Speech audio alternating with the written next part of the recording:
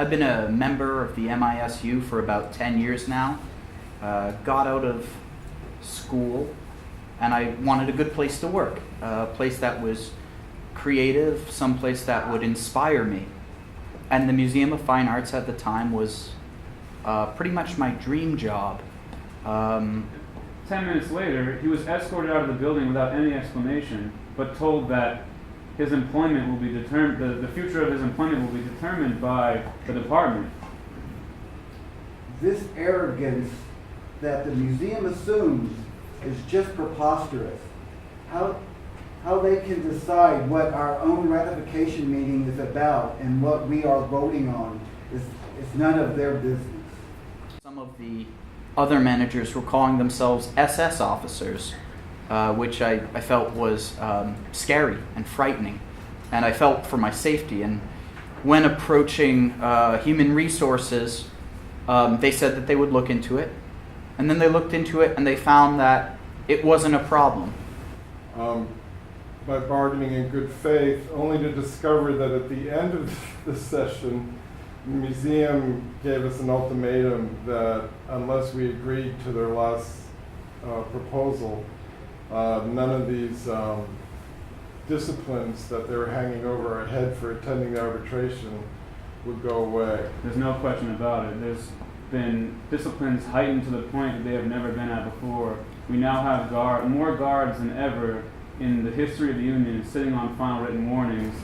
We are the most diverse group of workers in the entire museum, including people of color, immigrants, single parents, artists, students, people of all walks of life. Sunday is one of our busiest days of the week. It was in the fall, lots of students, kids. In this 4-story area, I was the only guard. I liken our cause to the Liberty Bowl in the sense our union has voted down 2 offers from management for a contract.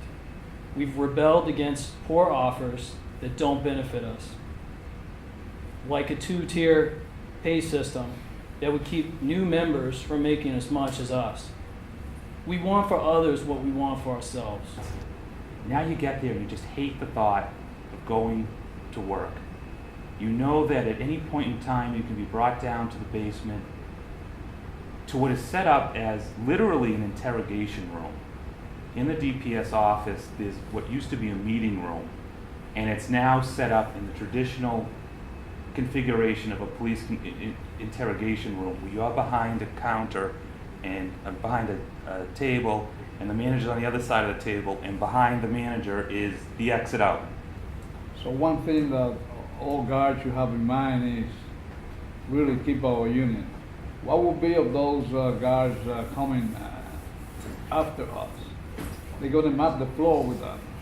Just 3 years ago, in 2013, we had 127 union member guards at the museum.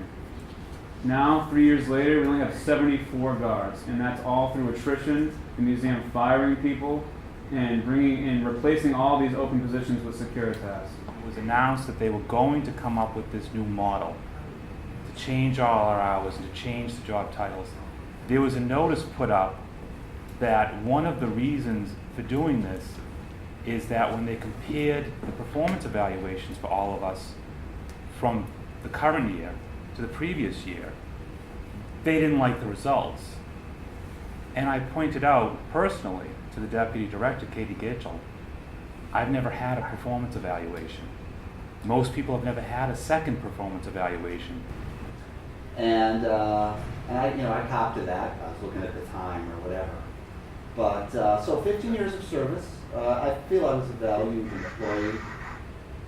I was a valued employee, and I was let go. It was a very emotional day for me that day, and my wife couldn't believe it. Really devastated, actually. I cried. We all cried. It was hard to believe. So I was kind of embarrassed by this whole situation. I was going to keep it off of social media, and then I said, no, I think people should know about this.